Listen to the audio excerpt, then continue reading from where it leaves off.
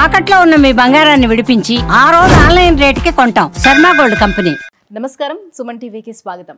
2025 సంవత్సరం నవగ్రహాల స్థితిగతులు ఎలా ఉన్నాయి, ద్వాదశ రాశుల వారికి ఎటువంటి ఫలితాలని అందజేస్తున్నాయి, ఈ విషయాన్ని తెలియజేసేందుకు మనతో పాటు ఉన్నారు ప్రముఖ జ్యోతిష శాస్త్ర పండితులు, శ్రీచక్రపీఠ వ్యవస్థాపకులు బ్రహ్మశ్రీ ప్రదీప్ జోషి గారు. గురుగారు నమస్కారం. శ్రీమాత్రే. గురుగారు, 2025 సంవత్సరం మరి మకర రాశికి ఎలా ఉండబోతుంది? ఏలినాటి శని వెళ్ళిపోతుందనే ఆనందంలో వాళ్ళు ఉంటున్నారు. సో ఇక్కడ నుంచైనా వాళ్ళకి బాగుంటుందా? శ్రీ గురుభ్యో నమః. శ్రీమాత్రే.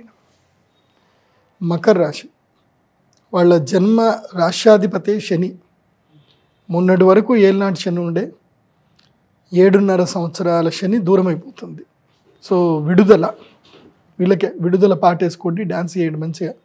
మీకు వసంత పంచమి కాగానే మీ జీవితం లోపలికి వెలుగు వచ్చేస్తుంది. శని మిమ్మల్ని వదిలేస్తాడు. కానీ ఇట్స్ టైమ్ టు రియలైజ్. ఇప్పటికైనా మీరు రియలైజ్ అవ్వండి. ఈ 7.5 సంవత్సరాలని ఒకసారి జీవితం మొత్తం నెమరేసుకోండి.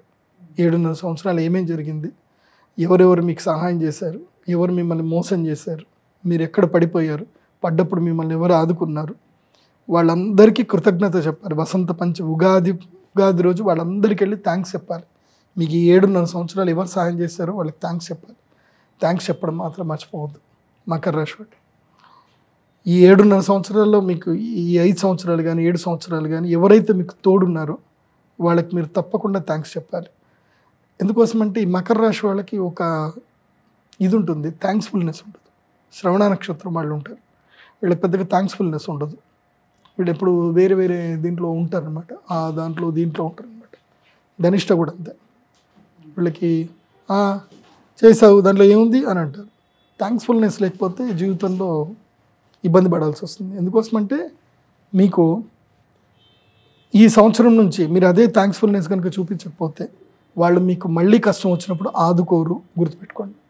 ఎందుకోసమంటే వసంత పంచమి అవుతూనే మీకు ఏలినాటి శని అయిపోయినా కానీ పెద్దగా సపోర్ట్ ఏం చేయడు. 4వ ఇంట్లో గురు, ఇప్పుడు 2వ ఇంట్లో గురువు దాటాడే అనుకోండి, 3వ ఇంట్లోకి వెళ్తాడు. 3వ ఇంట్లోకి వెళ్తే ఏముంటుంది, మా అంటే మీకు స్థిరాస్తులు యోగం కలిగిస్తాడు, తర్వాత ధైర్యము సాహసం కల్పిస్తాడు, మొండితనం కలిగిస్తాడు, ఇదంతా చేస్తాడు. కానీ గురువు వెళ్ళిపోతున్నాడు. గురువు ఎక్కడ మొన్నటిదాకా పంచంలో ఉండే ఇప్పుడు 6వ ఇంట్లోకి వచ్చేసాడు కదా.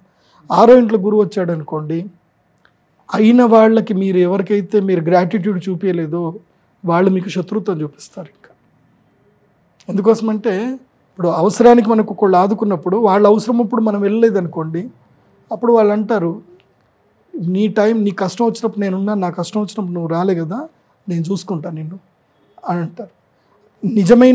నిజమైన గట్టి శత్రువులు వాళ్ళే. యాక్చువల్లీ మన యొక్క మర్మం మొత్తం తెలిసిన వాడే మన నిజమైన శత్రువు, గుర్తుపెట్టుకోండి.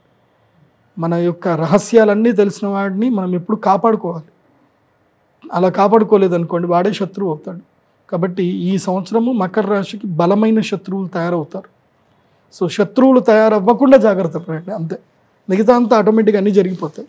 కొత్త శత్రువులు, బలమైన శత్రువు తయారవ్వకుండా చూసుకోండి. బలమైన శత్రువు ఎక్కడి నుంచో రాడు. త్రివిక్రమ్ శ్రీనివాస్ గారు చెప్పారు, ఎక్కడి నుంచి వస్తాడు, మన ఇంట్లోనే ఉంటారు. మన గురించి మొత్తం తెలిసినోడే మన బలమైన శత్రువు.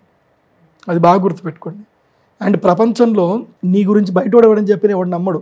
నీ ఇంట్లో చెప్పారనుకో, అది ఎంత పెద్ద అబద్ధం అయినా సరే నమ్మేస్తారు. ఎందుకోసమంటే మీ ఇంట్లో చెప్పారుగా నీ గురించి అని అంటారు. సో మీ ఇంటి వాళ్ళే మీకు శత్రువులు అవుతారు, జాగ్రత్తగా ఉండండి. మరి ఇంకా ఎలాంటి దైవపరంగా ఎటువంటి పరిహారాలను పాటించాలి, వీళ్ళు ఏం చేయాలి? థ్యాంక్స్ఫుల్నెస్ is most important to Makar రాశి. థ్యాంక్స్ఫుల్గా ఉండండి, ప్లెజెంట్గా ఉండండి. మెయిన్గా ఏంటంటే ఈ సంవత్సరము రాజశ్యామల యాగం చేయండి వసంత పంచమికి. మీరు అక్షయ తృతీయ యాగం చేసినా చేయకపోయినా మీ గురువు అయితే సపోర్ట్ చేయడు. కాబట్టి వసంత పంచమి రాజశ్యామల యాగం అయితే చేయండి. దానివల్ల నెగిటివ్స్ పోయి కొంచెం మేలు జరుగుతుంది, శత్రు భయం రాకుండా ఉంటుంది. రాజశ్యామల యాగం చేయండి. ఆషాఢ మాసములో ఆషాఢ అమావాస్య రోజు బగలాముఖి తంత్ర సాధన తప్పకుండా చేయండి. ఎవరు? మకర రాశి వాళ్ళు. గురుగారు, 2025 సంవత్సరం మరి మకర రాశి వారికి ఎలా ఉండబోతుందన్న విషయాన్ని తెలియజేసినందుకు ధన్యవాదాలండి. శ్రీమాత్రే.